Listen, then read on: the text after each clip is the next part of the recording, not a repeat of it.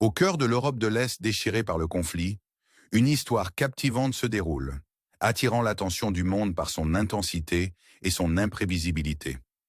Alors que le calendrier indique février 2025, les lignes de bataille entre la Fédération de Russie et l'Ukraine sont tendues, chaque camp étant prêt pour une avancée stratégique ou une défense désespérée. La région du sud du Donbass, à l'ouest de Wyla-Vasilka, devient le point focal de cet échiquier militaire. Ici, la 60e brigade russe fait son mouvement, avançant dans les zones boisées denses vers le village de Burlatke. C'est un jeu à haut risque, où chaque pouce de terre saisi ou perdu a une immense valeur stratégique. Les lignes de défense ukrainiennes, habilement fortifiées, font face à la pression de cette poussée. Les Russes, dans une manœuvre calculée, parviennent à percer la première ligne de tranchées. Pour les autorités ukrainiennes, cette brèche est un rappel brutal de la pression incessante exercée par leur adversaire. Alors que l'infanterie russe se rapproche des frontières de Burlatke, une impasse tendue s'ensuit, aucun des camps ne pouvant revendiquer un contrôle décisif. Les lignes de front, paysages changeant de zones grises et rouges, témoignent du flux et reflux de ce conflit. À l'est, les soldats ukrainiens se préparent pour la bataille du village de Gutne, leur détermination inébranlable malgré les avancées russes incessantes. Dans le village de Novret, l'air est lourd d'anticipation alors que la 5e brigade blindée russe sécurise une route cruciale. Ce gain tactique marque un autre changement dans l'équilibre, amenant la zone de contrôle russe plus loin en territoire ukrainien. Pendant ce temps, dans l'établissement de Veevilka, les 5e et 36e armées russes poursuivent leur offensive, les sons de la bataille résonnant à travers Kourakov et Pokrovsk. Le village de Kistiantinopil devient un terrain contesté, microcosme de la lutte plus large qui définit cette région. Alors que le soleil se lève sur le paysage dévasté par la guerre, les rapports d'attaque alternés affluent. À Probrenka, l'infanterie russe cherche à percer les défenses ukrainiennes, mais les défenseurs montent une contre-attaque féroce, stoppant l'avancée. Au nord, à Osbenvka et Oudatne, les lignes restent stables, mais la menace des incursions russes plane lourdement. La ville stratégique de Moskil, avec ses traversées de rivières, devient un point crucial de ce conflit.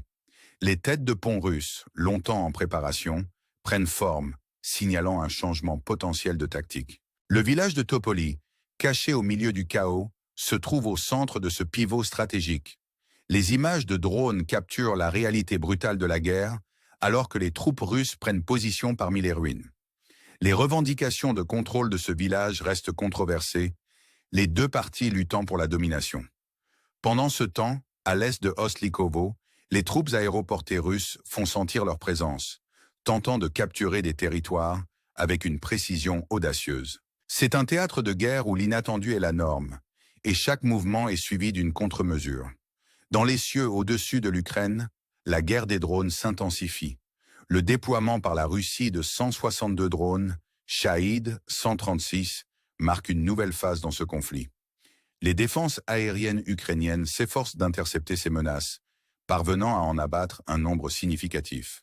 Pourtant, le spectre de la destruction plane alors que certains drones échappent à l'interception, causant des dégâts dans des régions clés comme Kiev, Kharkiv, Dnipro et Kropotnitsky.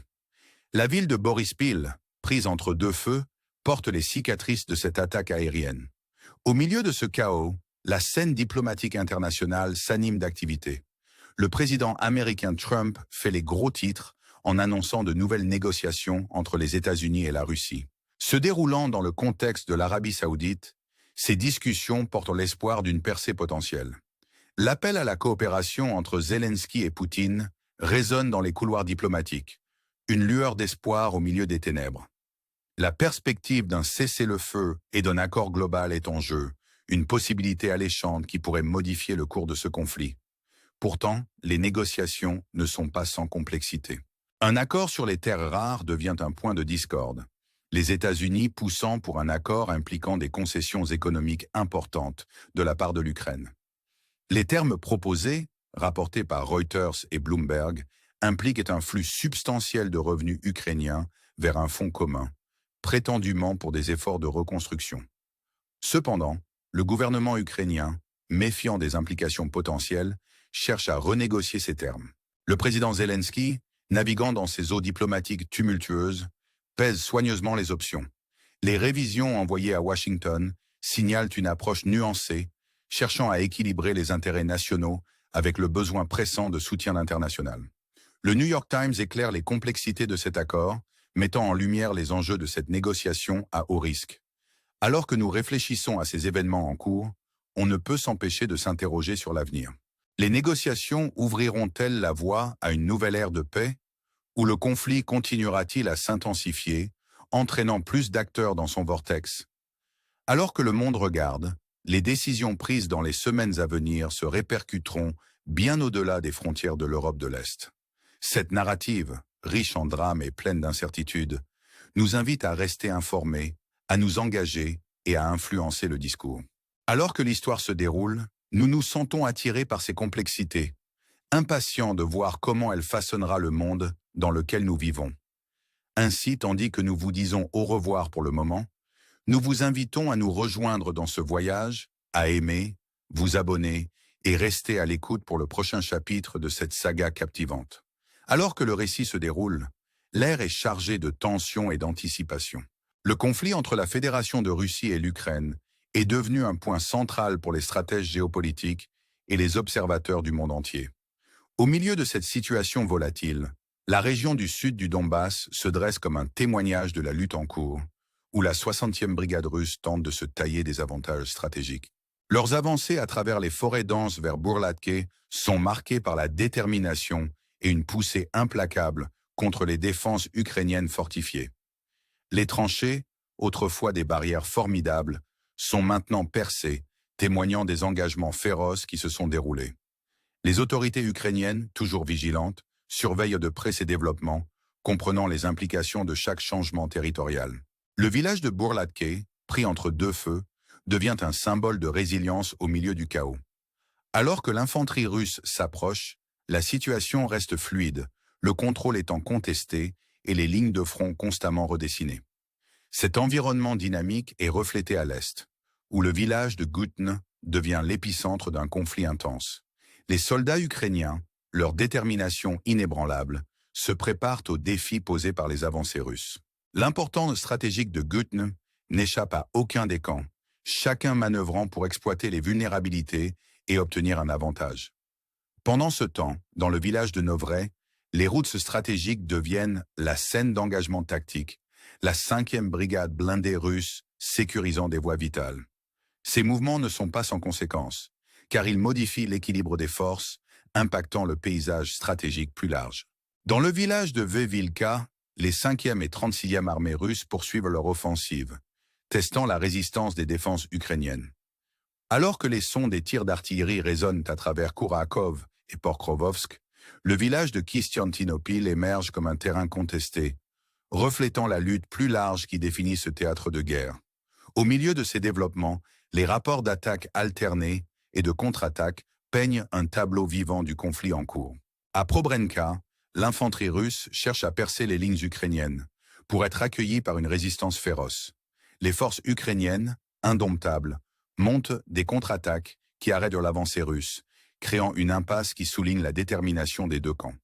Au nord, à Osbenivka et Oudatne, la situation reste précaire, les incursions russes posant une menace constante. La ville stratégique de Moskil, avec ses traversées de rivières, émerge comme un point crucial de ce conflit. Les têtes de pont russes, méticuleusement planifiées et exécutées, signalent un changement potentiel de tactique. Le village de Topoli, niché au milieu du chaos, se trouve au centre de ce pivot stratégique. Les images de drones capturent la réalité brutale de la guerre. Alors que les troupes russes prennent position parmi les ruines, leur présence témoignant de la lutte en cours pour le contrôle. Dans les cieux au-dessus de l'Ukraine, le conflit prend une nouvelle dimension avec le déploiement de 162 drones, Shahid 136 par les forces russes. Cette offensive aérienne marque une escalade significative, défiant les capacités des défenses aériennes ukrainiennes. Malgré leurs meilleurs efforts, certains drones échappent à l'interception, causant des dégâts dans des régions clés telles que Kiev, Kharkiv, Dnipro et Kropyvnytsky. La ville de Borispil, prise dans le feu croisé, porte les cicatrices de cette attaque aérienne, rappel brutal de la portée et de l'impact du conflit. Au milieu de ce chaos, la scène diplomatique internationale devient un théâtre à part entière. Le président américain Trump dans un geste audacieux, annonce de nouvelles négociations entre les États-Unis et la Russie, se déroulant dans le contexte de l'Arabie saoudite. Ces discussions portent l'espoir d'une percée potentielle, une lueur d'espoir dans un paysage autrement sombre. L'appel à la coopération entre Zelensky et Poutine résonne dans les couloirs diplomatiques, offrant une possibilité alléchante d'un cessez-le-feu et d'un accord global. Pourtant, le chemin vers la paix est semé de complexité. Un accord sur les terres rares devient un point central de discorde, les États-Unis poussant pour un accord impliquant des concessions économiques significatives de la part de l'Ukraine. Les termes proposés, rapportés par Reuters et Bloomberg, impliquent un flux substantiel de revenus ukrainiens vers un fonds commun, prétendument pour des efforts de reconstruction. Cependant, le gouvernement ukrainien, méfiant des implications potentielles, cherche à renégocier ces termes. Le président Zelensky, naviguant dans ses eaux diplomatiques avec prudence, pèse soigneusement les options. Les révisions envoyées à Washington signalent une approche nuancée, cherchant à équilibrer les intérêts nationaux avec le besoin pressant de soutien international. Le New York Times éclaire les complexités de cet accord, soulignant les enjeux de ces négociations à haut risque. Alors que nous réfléchissons à ces événements en cours, l'avenir reste incertain. Les négociations ouvriront-elles la voie à la paix ou le conflit continuera-t-il à s'intensifier, entraînant plus d'acteurs dans son vortex? Les décisions prises dans les semaines à venir auront des implications de grande portée, se répercutant au-delà des frontières de l'Europe de l'Est. Cette narrative, riche en drames et pleine d'incertitudes, nous invite à rester informés, à nous engager et à influencer le discours. Alors que l'histoire se déroule, nous nous sentons attirés par ces complexités, impatients de voir comment elle façonnera le monde dans lequel nous vivons. Ainsi, alors que nous vous disons au revoir pour le moment, nous vous invitons à nous rejoindre dans ce voyage, à aimer, vous abonner et rester à l'écoute pour le prochain chapitre de cette saga captivante. Alors que le conflit continue d'évoluer, les enjeux deviennent de plus en plus importants et le monde observe avec une attention soutenue, espérant une résolution qui reste insaisissable.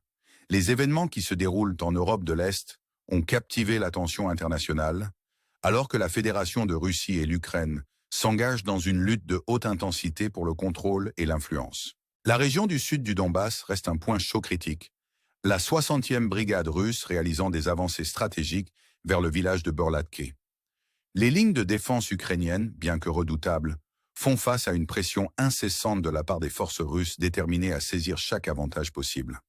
La bataille pour Burlatki, microcosme du conflit plus large, capture l'essence de cette lutte, alors que les deux camps cherchent à obtenir un avantage décisif au milieu du chaos. À l'est, le village de Gutno devient le point focal d'engagement militaire intense. Les soldats ukrainiens ferment dans leur défense contre les avancées russes. L'importance stratégique de Gutno est évidente, les deux camps manœuvrant pour exploiter les vulnérabilités et prendre l'avantage dans cette région contestée. Pendant ce temps, à Novre, la sécurisation des routes clés par la 5e brigade blindée russe modifie l'équilibre des forces, impactant le paysage stratégique plus large et préparant le terrain pour de futurs développements. À Vevilka, les 5e et 36e armées russes poursuivent leur offensive, testant les défenses ukrainiennes et poussant les limites de leur endurance. Le village de Kistiantinopil, pris au milieu de ces opérations, devient un symbole de la lutte en cours, reflétant les dynamiques plus larges en jeu dans ce théâtre de guerre. Les rapports d'attaque et de contre-attaque alternés illustrent la nature fluide de ce conflit. À Probrenka, les tentatives de l'infanterie russe de percer les lignes ukrainiennes sont accueillies par une résistance féroce, les forces ukrainiennes montant des contre-attaques déterminées pour stopper leur progression. Au nord, à Osbenivka et Udatn, la situation reste tendue, les incursions russes posant une menace constante à la stabilité.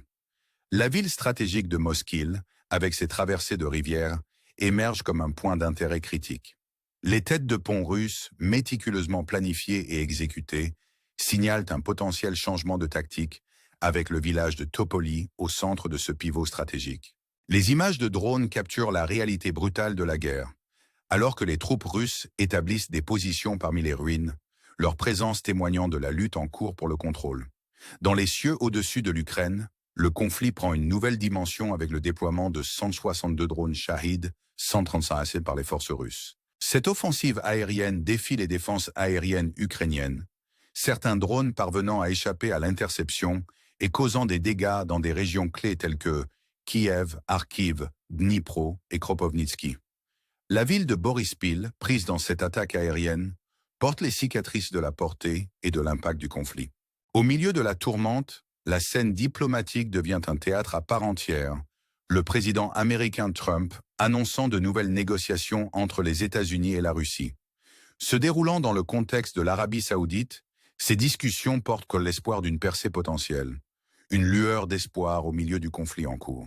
L'appel à la coopération entre Zelensky et Poutine résonne dans les couloirs diplomatiques, offrant une possibilité alléchante d'un cessez-le-feu et d'un accord global.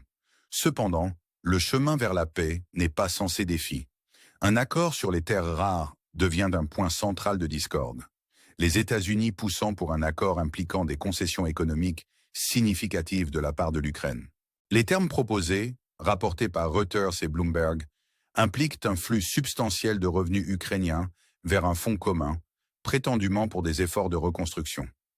Le gouvernement ukrainien, méfiant des implications potentielles, cherche à renégocier ces termes. Le président Zelensky, naviguant dans ses eaux diplomatiques avec prudence, pèse soigneusement les options. Les révisions envoyées à Washington signalent une approche nuancée, équilibrant les intérêts nationaux avec le besoin pressant de soutien international. Le New York Times met en évidence les complexités de cet accord, soulignant les enjeux de ces négociations à haut risque.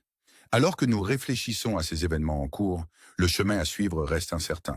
Les négociations ouvriront-elles la voie à une nouvelle ère de paix, ou le conflit continuera-t-il à s'intensifier, attirant davantage d'acteurs dans son vortex? Les décisions prises dans les semaines à venir auront des implications de grande portée, résonnant au-delà des frontières de l'Europe de l'Est. Cette narrative, riche en drames et pleine d'incertitudes, nous invite à rester informés, à nous engager et à influencer le discours. Alors que l'histoire se déroule, nous nous sentons attirés par ses complexités, impatients de voir comment elle façonnera le monde dans lequel nous vivons. Ainsi, alors que nous concluons ce chapitre, nous vous invitons à nous rejoindre dans ce voyage, à aimer, vous abonner et rester à l'écoute pour le prochain volet de cette saga captivante. Votre engagement et votre soutien sont inestimables alors que nous continuons à naviguer ensemble dans ces temps difficiles.